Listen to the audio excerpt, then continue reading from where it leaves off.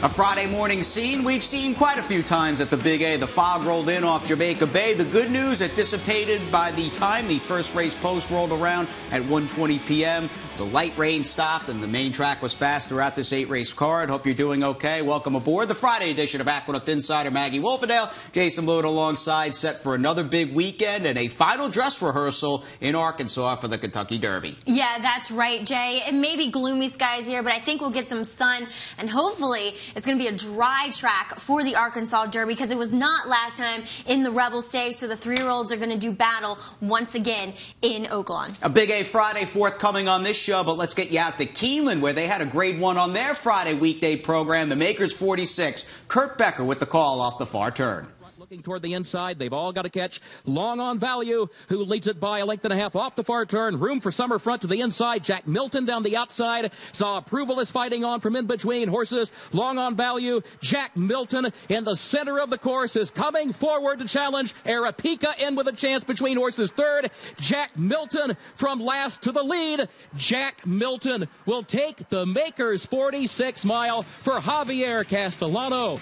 Arapika got second by a head over Long on Value third. 5 wide, sustained sweep for Jack Milton, the 5-year-old son of Warfront in the Makers 46. That's right, 6-5 favorite Summerfront. He was a bit disappointing today. Yeah, some may argue that he didn't get the best of trips. He was stymied behind horses. But, Jay, that rail opened up. Long on Value gave him the go-ahead, and he had nothing, and it kind of came back over on him a little bit. But really, Jack Milton, he's a great miler, in my opinion, and Ty Pletcher and Javier Castellano team up once again. And there was no Wise Dan in this year's edition of the Makers 46. Hope he's doing okay. Well, let's get our show on the road. A little Arkansas Derby talk as Bob Baffert looks for his second career win with Zayat Stables in Saturday's $1 Million Arkansas Derby. Already 3 years since Bodemeister carried the Silks to victory in the 2012 edition of the Arkansas Derby. Here is the brilliant and untested American Pharaoh. Right. Brilliant, I think, is the operative word. I think his trainer has used that several times in describing. I mean, look at his stride, Jay. This is a big 3-year-old. He covers a lot of ground. He's very impressive, and he's impressed his connections. And Bob has said that this might be the best he's ever had. I mean, that's a pretty lofty comparison going back to some that he's had. So we'll see if American Pharaoh can get the job done, because Bob also has a pretty good one in Dortmund as well. So he looks like he's going to be loaded for the Derby. An embarrassment of riches for trainer Bob Baffert, who's set to go into the 2015 Triple Crown. 8 horses, in fact, entered in the Arkansas Derby, which goes as race number 11 on their blockbuster Saturday card closing day out at Oaklawn Park. And as we come closer to home, we are, I guess, reminded the power of youth with Angel Cruz. Went down in a spill in yesterday's nightcap, but he rode all day today. He did. It looked bad because it was one of those hard and quick falls. He was taken to Jamaica Hospital, but he checked out okay, and we're glad to hear that because he also has a mount in Oaklawn this tomorrow, and he's going to ride long shot Bridges Big Lovey, but he's a real player in this Aqueduct meet, and he's off to a very good start here. He checked out of Jamaica, but he checked in with the MIG yesterday right here at the Big A. Angel, you had a terrific winter, but you've really caught fire since the main track opened. How's it feel to be on top of the standings here? Well, it feels amazing to be on top with one of the greatest young riders in the country, with Irad, Jose, Franco. They taught me since I came down to New York, they taught me well, and look where I'm at right now, doing the best I can. I leave it all in the track, and that's what they told me. You always leave everything in the track. What's that like to ride with guys that obviously you watched and have to look up to, and now be able to compete with them the way you are? It feels great. It's like I never imagined me being here, but God gave me a talent, and I'm doing the best I can to stay here in New York and be with them the rest of my career. Well, now you're doing great here, but now you're going to be heading out of town. You're going to Oaklawn Park on Saturday to ride Bridges Big Lovey, who you won your first stake on. How do you feel about going there to ride him in a grade 1? Man, I have no words for it, because riding a grade 1 when you're a bug, that's a big, amazing feeling, and it's great to ride over there, and it's going to be my first time going to ride a grade 1. And the horse, I think he got maybe a shot. I think he can win that race. Well, he's got a lot of speed. American Pharaoh's got a lot of speed. Do you know what the plan is, how you're going to ride him? If American Pharaoh goes, I could sit second, or if I go, I could take the lead. But the plan is to just have a horse till the end. Maybe sit second and make a move. It's an exciting time for you. What's your favorite kind of horse to ride? One thing I've noticed about your riding, you seem comfortable coming from behind. You seem comfortable going to the lead. What do you prefer? I prefer staying in the middle because I could have horse till the end. And in the inner track, you got to stand. In the outer track, I just sit quietly, and the horses finish very well for me. Are you looking forward to Belmont and Saratoga this summer? Hopefully I can make it up there. Yes. Hopefully I can stay with them, with the big guys, and ride Saratoga. And it's my dream to ride Saratoga. You keep riding the way you ride, and I'm sure we'll see you there. Congratulations, and keep up the good work. Thank you. Not far off the lights of Broadway, it's been Angel Cruz, who's done a great job riding at the Big A over the last few months. Just 19, a finalist last year for Champion Apprentice Rider. He keeps putting up some good numbers, and I think we've seen Maggie over time with this native of Puerto Rico. He has just continued to improve, and whatever mistakes he has made, he's come back to learn from them. He really has. He's a great study, and also Andy loves to gloat about the fact that Angel has listened to him throughout the winter. But he really watches races, from what I can gather, and knows what horse he's on, and, you know, picks out the best trip for his horses. And plus, you gotta love this kid's attitude. He's so happy to be here. He's so positive, and I think that it was always translated to the horse you're riding. I'm a big believer in, you know, if you're positive, you carry that positive energy onto your mount. He's the leading apprentice in this country so far, $1.8 million plus in the bank for 2015. He's represented by Angel agent, I should say, Billy Castle, who's doing a good job, and best of luck to Angel Cruz. Might he be in a position to take down American Pharaoh with Bridget's Big Lovey in the Arkansas Derby? And as we tie a ribbon up on Angel Cruz, I like the fact that Billy Castle has got him on a number of horses tomorrow at Oaklawn Park. I mean, really great job by Billy Castle doing that. You got to make it worth their while to go. I mean, I'm sure he had several calls on a Saturday card at Aqueduct where he'd be short prices, but to get him out there on a 20-to-1 shot in the Arkansas Derby, great. I mean, that's a great opportunity. But to also get mounts and be live in them on a big days of racing, it's really, really a credit to his agent, and let him get a few races over the track before the big $1 million race. As we get on to race number 3, a shorter purse, in fact, a little less money, not $1 million, but we do start the Pick 6 carryover and a big 1-to-5 entry for the Bromans in global positioning and damage control as we go up to Larry Comas for the call. Positioning on the inside, who's up with the leaders too. Persuasive Devil is out running in fourth on the outside of H-Man. Mason's Dream trails as they race out of the chute and hook up to the backstretch. It's damage control getting early test here from Chasing Bubbles. These two have a 2-length lead on global positioning after an opening quarter mile in 22 and 2/5 seconds. So the pace is hot. It is Chasing Bubbles and damage control going at it, and global positioning sitting just off them. 4.5 lengths ahead of H-Man running in fourth, and Mason's Dream and Persuasive Devil are 9 lengths off the lead past the half-mile pole. Chasing Bubbles, damage control, these two together. They've run a half mile in 45 seconds flat. And global positioning is moving now, and now the entry is 1-2. Damage control and global positioning, a neck apart, and here comes H-Man. Up into third is Chasing Bubbles. Off after that early pace is given way, then Mason's Dream, and on the outside comes Persuasive Devil. They're coming to the top of the stretch. Global positioning and damage control turning for home together. 3/4 in 109 and 4.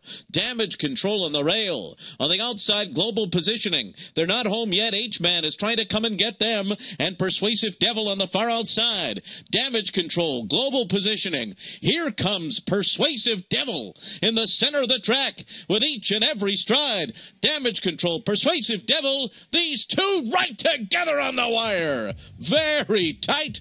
Then global positioning and H-Man. 1,150 feet off the far turn of the finish line on this Aqueduct main track. That was evident in deep stretch of today's third race. Damage Control finally gets away from his entry mate Global Positioning, but here comes Maggie Wolfendale's Aqueduct Insider, Persuasive Devil, who would not be denied. Sometimes things just work out for you, Jay, and there's a long nose of working out there for Persuasive Devil. Yeah, I just thought this horse would sit the trip, and you know, that's what happens sometimes when you have an entry of different trainers, despite having the same ownership.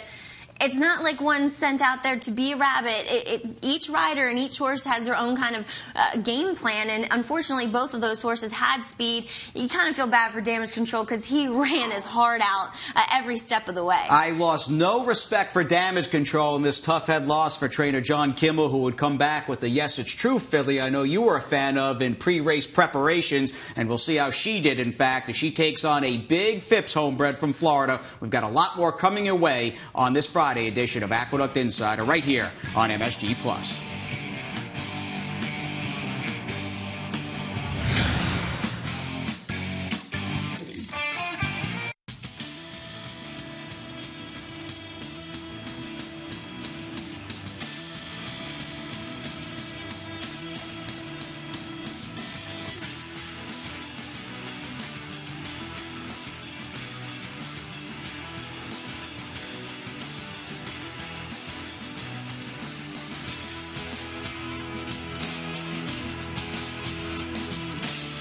It's the Taj Mahal of North American racing, the crown jewel in all of American racing, beautiful Belmont Park. We are less than 3 weeks out from Wednesday, April 27th. That will be opening day. We get right into Derby Week, the Triple Crown, and it's all good. Very excited to get over there. You and me both, Jay. I can't wait to get to Belmont. I just love the atmosphere there. It's kind of like the kickstart into the big races here in New York, and it's such a beautiful setting to be there. It's my favorite paddock to work as well. It's the Palace, mile-and-a-half, main track, the biggest dirt track in all of North America, and we'll have the test of the champion, the Belmont Stakes, in which tickets are available online at belmontstakes.com. We get you back to the Big A. It is race number 6, and this was a Belmont-esque 3-year-old filly maiden special weight. A couple of live shippers from Florida, a couple of decent inter-track horses, and speaking of Florida, we'll send it up to the man who called all of Gulfstream, Larry Comas. Running in between horses, break of another 6 lengths more back to Froyo Star, and way back there is French Dressing, who was slow to begin.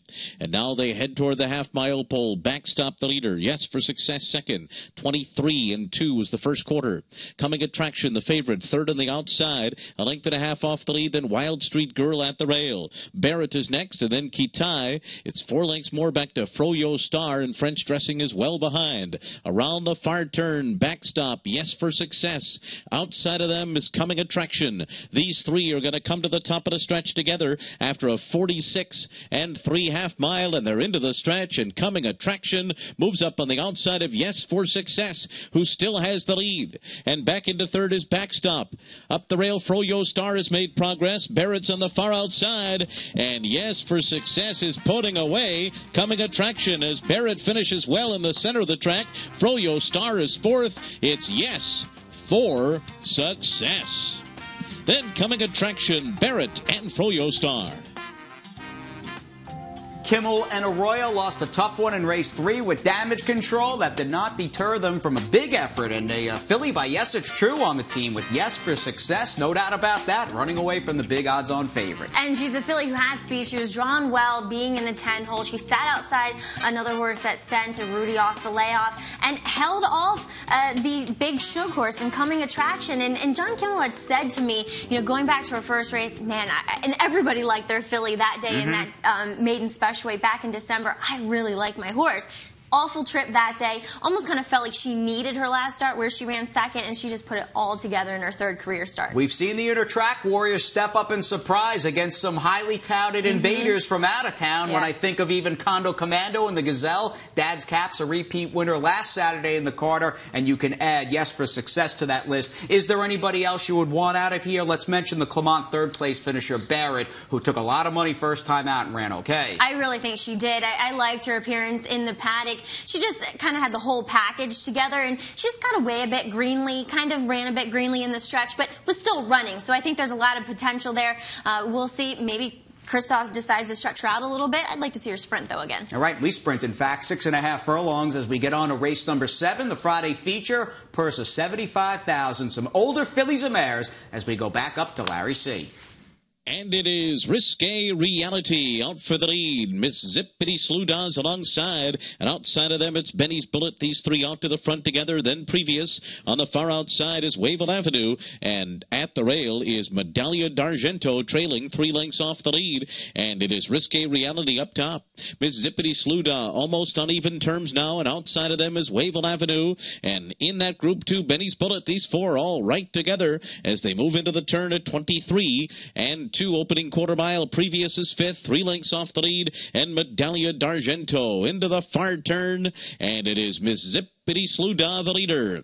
Alongside is Benny's Bullet. Wavell Avenue is outside of them. Risque Reality gives way to 4th. Previous under a drive, so too Medaglia d'Argento, a half in 46 and 2, and they're into the stretch, and it's Miss Zippity Slewdaw setting sail for home. Wavell Avenue on the outside is into second. These 2 from Benny's Bullet, who's now 3rd, and now Wavell Avenue moves up alongside of Mississippi Slewdaw, and here comes Medaglia d'Argento in the center of the track. With every stride, the 3 of them come down to the line. Medaglia d'Argento, Mississippi Slewdaw hit it together.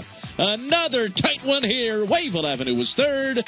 Good thing Larry had his A game. A number of close finishes on today's program, and a good thing that photo finish camera worked. Miss Zippity Slewdaw, red cap down inside. Here comes the 5, Wavell Avenue. And who is that all the way on the outside? A bird, a plane? It's Medaglia d'Argento at 19 to 1. On a wrong lead as well, but she did not care. She ran down the whole field in here for Linda Rice, who's gotten this filly to pair up wins back-to-back now, and she was kind of the outsider in the field, and we saw a slew of big price horses. She was the biggest one on today's card, which helps that healthy pick 6 double carryover. Right, in fact, 68,000 plus carried over into Saturday's program. Luis Saez, the winning rider, he's won over 80 races this year. Maybe you cashed him at 19 to 1 in race number 7 with Linda Rice. Good connections as we get back to Larry Colmus. 1, 2, 4, 5, and 8 are on the horizon, and let's see some other tight finishes on the program.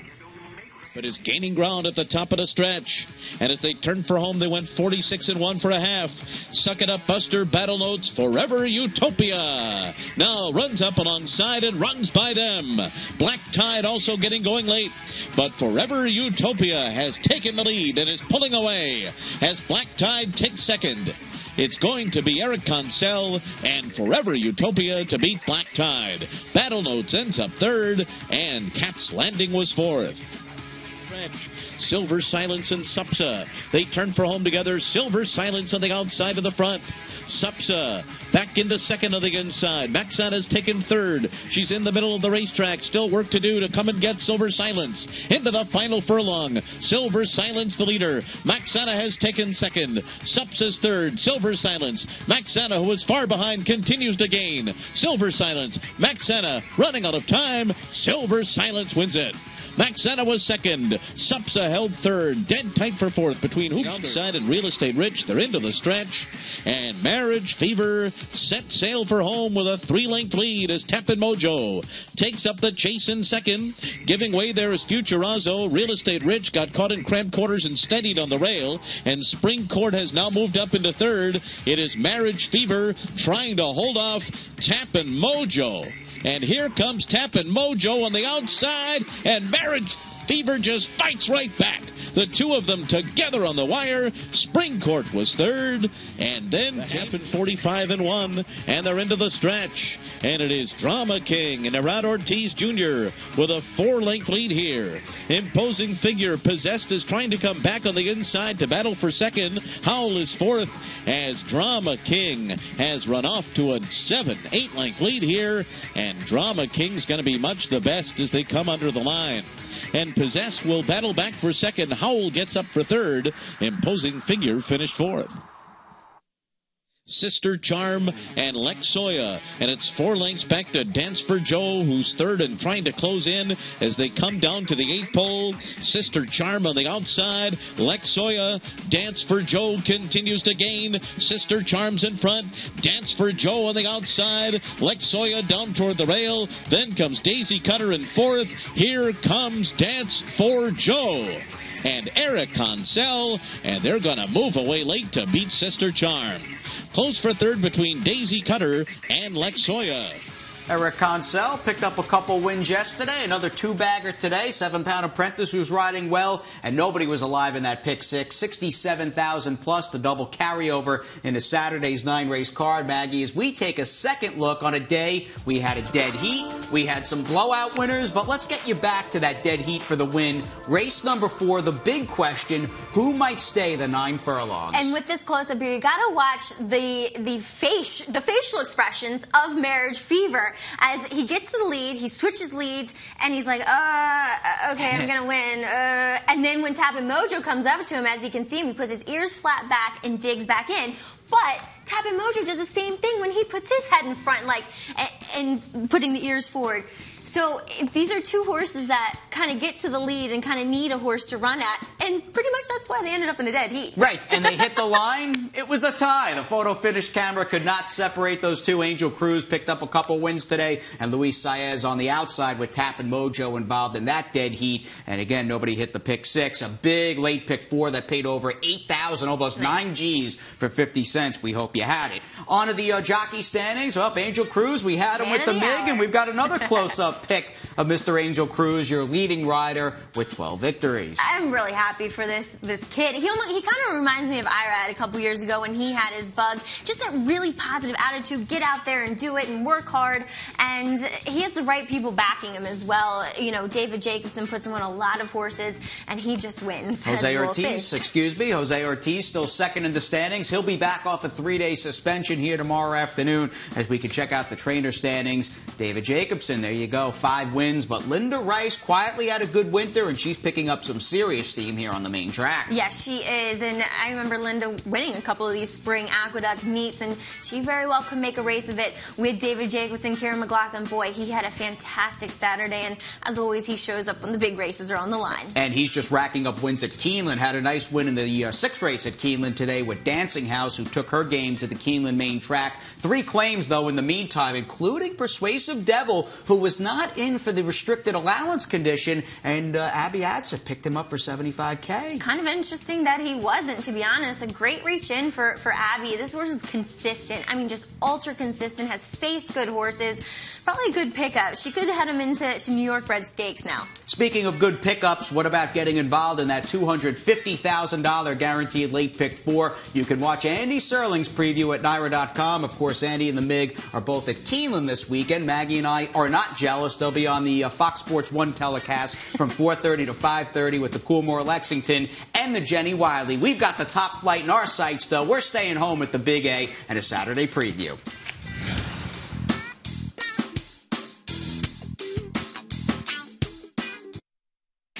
The Big A, we've got that main track. Glenn Kozak and his boys sealed. Hopefully it's fast here tomorrow. The forecast looks good. 3 turf races on the horizon for this coming Wednesday. We'll have 9 races starting the penultimate week at the Big A. Good to be back on the grass, and we'll have plenty of turf, a big part of the game at beautiful Belmont Park. A first race post of 12 noon on Derby Day, Saturday, May 2nd. We don't have a Derby preview, but we do have a top flight preview coming up after we get the field out of the way for race number 7. This is the second leg of the big guaranteed pick 4. And what do you get from Swell, who's down on the rail and really ran well in his race 2 back? That is the eternal question. What do you get from Swell? He's been a bad actor, especially in his last couple. You see comment line saying flipped in the gate for this one. He can run, though. He's been training well for Peter Pugh in Florida, but will he be able to put it all together? I talked to Peter today. He said he schooled him here at Aqueduct, and he was still bad. So I'll be reporting into how he is in the paddock tomorrow. All right, couple of local horses that battled on the inner, Gypsum Johnny and Copernicus. Exactly. Both of these horses have speed. Gypsum Johnny, to me, feels like one that prefers a wet track. Gary Contessa doesn't have great numbers in claiming horses and stepping them up to allowance ranks. So Copernicus, maybe he can get the job done. He ran well for John Toscano last time out. Short of Party, an expensive Desert Party, 2-year-old purchase, $110,000 for that horse, who's trained by Jason Service, and maybe he can take a step forward. I like this race because you've got 3-year-olds coming out of different races running against the older New York brands. He took the words out of my mouth. He's kind of the one representing this crew. Won the maiden special weight and is just improving in each and every start. I like this horse. I think he should set a good trip. We saw Rectify, who finished second to him here this day, come back on Wood Day with a really nice win for Belmont. He's the one, I think, that's heading in the right direction. 4:26 the post time. Again, second leg in that guaranteed late pick 4. Is it an older horse? Is it one of the 3-year-olds stepping up? We find out more tomorrow. Race number 8 on the program. The Grade 3 Top Flight 9 are entered. We go 9 furlongs on the main. We think of the great, irrepressible, incomparable H. Allen Jerkins and House Rules, who's got Jimmy J as the trainer, and she's just way the horse to beat. She is. She's the class of the field, and plus she's kind of going to be the fan favorite. I mean, let's just face it, for outstanding circumstances. And this was a good win by her in the Rampart 2 back, but we saw sheer drama turn the tables on her. I really question how far this filly wants to go. Mile and an eighth, 9 furlongs, just feels like a bit too far. 1-turn mile, perfect for her, though. Distance won't be a problem for trainer Todd Pletcher and his AP&D filly in Got Lucky, who's not flashy. She's more of a grinder, and there's a good chance she just landed in the right field where she is not distance challenged. No, she's not, as we see her taking down this mile and an eighth contest up at the Spa.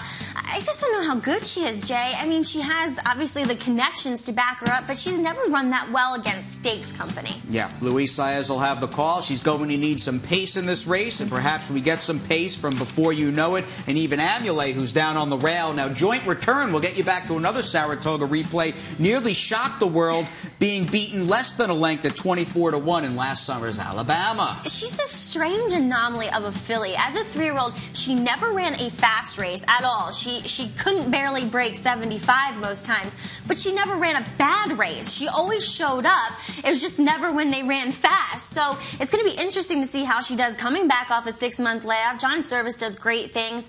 I'm really excited to see. This is a very ambitious spot, though, to debut a 4-year-old, as I was saying, that's never run quite as fast as the rest of the fillies and mares in here. And Kendra Carmouche, who longtime success pilot of John Service down at Parks, will have the mount on Joint Return from post number 3. How about a Paddock Insider? You have anything for us tomorrow? There is a great maiden race that goes as race number 4. It's for the 3-year-olds going the 1-turn mile here at Aqueduct. And I'm going to do my kind of short price, long price exacta in here. And a lot of horses might get lost in the betting in here, but I like Christophe Clement's horse. That's number 9, Arbitrator. He already has a race here at Aqueduct, albeit on the inner, but I think moving to the outer, he's just this big galloping type, Jay, that I think 1 turn will suit him well.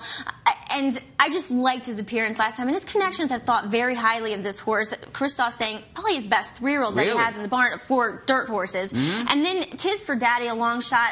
Unfortunately drawn on the rail. I just thought the more ground the better as he makes his 2nd start stretching out from the 6. And you've got a Chad Brown layoff horse in there who ran pretty well against Classy Class last October at Belmont Park. A Delta Downs private purchase for Wachtel Stable, who's now with Belmont. And Jimmy Jerkins has got one that I like, a Frenchman's Leaf, something like that, Frenchman's Bay. I can't remember the horse's name, but ran pretty well against Shaman Ghost at Gulfstream. And then you even have a long shot from Mike Hushin that's trying the dirt for the first time. I love Mike Hushin horses at a price. Give us a follow on Twitter. We'll get you up to speed with everything Aqueduct. We say welcome back, Angel. Safe trip to Arkansas. Best of luck against American Pharoah tomorrow. And we do it all again Saturday at 1:20.